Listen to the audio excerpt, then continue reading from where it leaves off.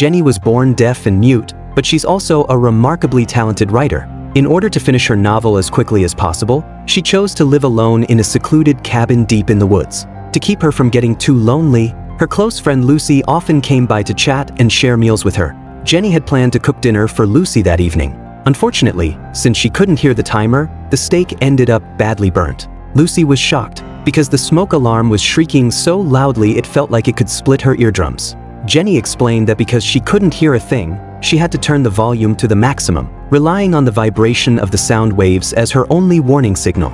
Dinner was ruined, so Lucy stayed just a little while longer to chat, then got ready to head home and rest. Jenny began clearing the table. Suddenly, Lucy burst back inside, panicked and trying to call out for help, but Jenny couldn't hear her cries, completely unaware of the danger outside the cabin. An arrow shot from the trees pierced straight through Lucy's body. Desperate, she pounded on the glass with all her remaining strength. But the masked man who emerged from the woods showed no mercy. He yanked out the arrow, pinned Lucy down, and drove it back into her until she drew her final breath. Jenny, oblivious to everything happening at her doorstep, continued tidying up. The masked man grew bolder. He stood outside the window, silently watching Jenny, even tapping on the glass just to amuse himself. Then, as if nothing had happened, he dragged Lucy's body away. Inside, Jenny finished cleaning the kitchen, sat down at her laptop, and prepared to continue writing her novel, completely unaware of the horror closing in on her. At some point, the masked man slipped inside the cabin and crept up behind her with a knife.